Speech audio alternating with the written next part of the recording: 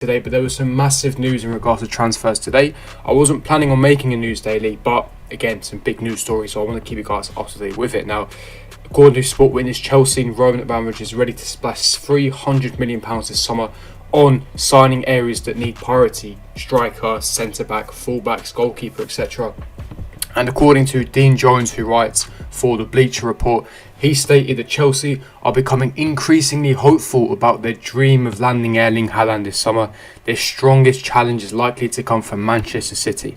Chelsea have been quietly making progress behind the scenes to show the influential figures close to Haaland that their project will be the strong consideration when the decision time comes. The Blues believe they are slowly making progress to convince Erling Haaland. Now, from a different report, again, Sport Witness from Tutto Web Mercato, again, not the most reliable sources, but again, it's another news publication stating the Borussia Dortmund star Erling Haaland is a priority target for Chelsea. They want to return to a high level in Europe, and Haaland is the first name Abramovich absolutely wants. He wants him at all costs. Chelsea want to try to land Erling Haaland, as they believe it will be almost impossible to land him next summer with the likes of Man City, Real Madrid and all the other clubs interested. So Roman believes that this is the year to pounce on Erling Haaland, and what a time, man. Again, I've spoken about this guy so many times, I'm not going to delve too much deeper because we all know my thoughts and opinions, we all know what type of player he is.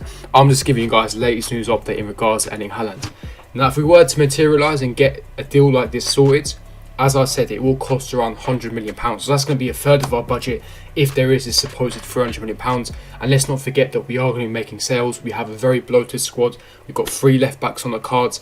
We've got about 4 centre backs on the cards. Again, it does seem a bit realistic when you take into consideration if we make Champions League football, and depending on the sales on top of that as well. You never know, we could eventually have around £300 million to essentially play around with. But in regards to Erling Haaland, this will drag on. A bit like Havertz, when you have mega deals, when you're dealing with agents like Mino Raiola who want extortionate agent fees, when you're negotiating with clubs, it takes time. These deals take time. You've got sponsorships involved, you've got agent fees, you've got wages, you've got signing on bonuses, you've got an added clause bonus, you've got to deal with the directors and everything. So it always drags weeks and weeks, months and months. Hence why, if you're trying to do a mega deal like this, you have to start in January, February time, which is around now, to slowly start negotiating with their entourage and their agents to convince them. So when it comes to summertime, you've got everything ready to make the bid.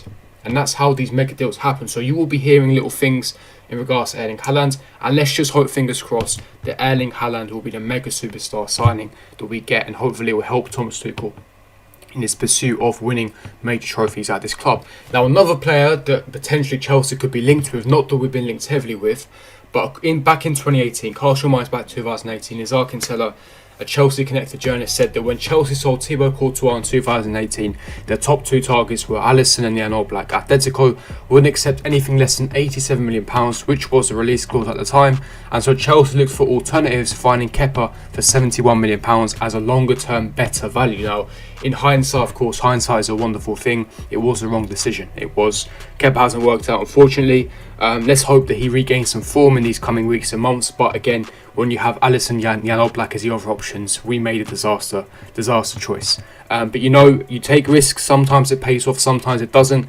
In this case, it didn't. It was a panic buy. We signed Kepa, and we need to sign a top-class caliber goalkeeper. Now, a lot of guys will say, well, what's wrong with Edouard Mendy? Why can't he be our long-term replacement? My personal opinion, I don't think he can be. I think he's a good keeper, very good shot-stopping abilities. I like him a lot, but I don't think he's that level that we need to. I don't think he's a Premier League winning or Champions League winning goalkeeper. I genuinely don't believe that. I think that we can do a lot better. I think he's a fantastic backup, but I still think we can upgrade on Edouard Mendy if we want to take that next step. In my personal opinion, I still see too many mistakes from Edouard Mendy, even though he is relatively reliable. Kepa, there's not much for me to say. He's made too many mistakes. And now the question is, would Chelsea go anything out Jan Oblak in the summer? His new release clause is situated at £120 million, but Chelsea be tempted to activate that clause.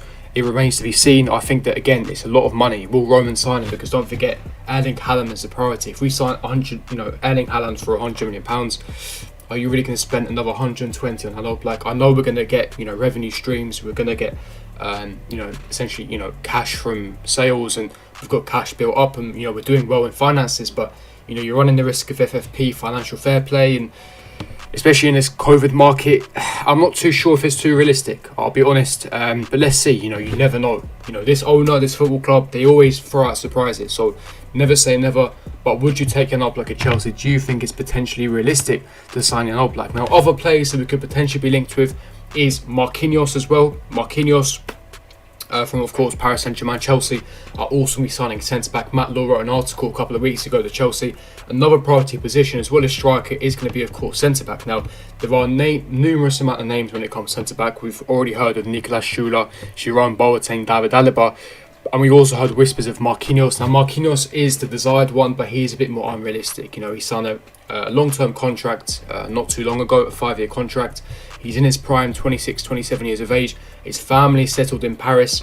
If you're negotiating directly with PSG, it's going to cost around 80 to 90 million pounds. So, it's going to cost a lot of money. So I don't think that it's too realistic in that regards. I would love Marquinhos. I think he's the exact player that we need. Versatile, can play in the midfield position, can play as a centre-back. He knows Thiago Silva very well. He knows Thomas Tuchel. He knows what he wants in his system. He's a world-class centre-back. And I would love Marquinhos at Chelsea. I think he's the perfect fit. And he would be the centre-back that I would sign at this club. But it's just a case of I don't think it's relatively realistic. Now, as well as Erling Haaland, we could also be potentially signing Jadon Sancho on top of Erling Haaland. It's going to be a massive transfer fee. Now, I know I'm sounding as if we're playing FIFA Career Mode or Football Manager. I know. But we did play FIFA Career Mode in the summer window, signing Ziyech, Werner, Havertz. So it's definitely possible. Again, I don't think we're going to be signing all these targets. These are all just targets, the potential targets. I'm not saying we're going to sign Oblak, Marquinhos, Haaland, Sancho. I'm not sure that we're going to sign all of them. If we sign only 2 of them, that'd be a fantastic window. But in regards to Sancho, again, he's been a long-term club target. He's got 2 years left in his contract. Chelsea still interested in the right winger. Was confirmed by Sports Sunday and Kevin Palmer, as I made a transfer news video a couple of days ago on the situation that we could be targeting both Haaland and Sancho.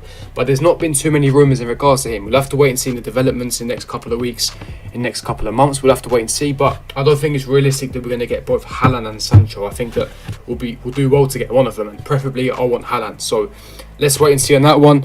And finally, it is in regards to Kai Havertz and Timo Werner. Now, again, reports have come out that Mourinho and Sky has a plan for Thomas Tuchel and that he has to get the best out of Kai Havertz and Timo Werner. He's going to be forced to get the best out of them. And it's, again, I'm not too sure how I feel about this one. I understand it from a financial perspective, financial aspect. Kai Havertz, he's a generational talent. From him, I understand completely. I believe when Thomas Tuchel signed the Chelsea contract, it was part of the terms and conditions. Timo Werner, I'm not sure, because Timo Werner is a system player that does well in a specific position in a specific system, meaning that you have to build a squad around Timo Werner for him to thrive. Now, if Thomas Tuchel has other plans and ideas and Werner's used as a sub, I'm not too sure the Chelsea hierarchy, as well as Mourinho and Sky, is going to be too satisfied and pleased with that. But I think that we need to be backing Thomas Tuchel. We need to be given the finances, the tools, and the amount of time for him to succeed at Chelsea, to build a dynasty, to win trophies in the long-term future. I've had enough of this hire and sack process, because in recent times we've seen that it's not starting to work. That model is not sustainable anymore. We need to start backing these managers. The reason why I didn't want Lampard was because he wasn't the right man. I saw it from a tactical aspect, I saw it from a man management aspect. But with Thomas Tuchel, I see the right signs, I see positives from him, I see the man managing side of him, I see the tactics side. He's one of the best tacticians in Europe, full stop. He's got the pedigree, he has the CV. So I think the right thing to do here would be back Thomas Tuchel, give him the required time and the resources and the finances, give him how long it takes, and he will succeed at Chelsea Football Club. But the question is remain to be seen, will Chelsea back Thomas Tuchel? Who are we going to splash this £300 million transfer budget on? Let's wait and see. But if you did enjoy this news, leave it with smash the like button, subscribe, hit the bell notification, comment down below your thoughts and opinions. And tonight you will be seeing a review for the Chelsea versus Atletico Madrid game in the Champions League round of 16 first leg. Going to be a massive game tonight. And I'll see all of you guys for my next video. Peace.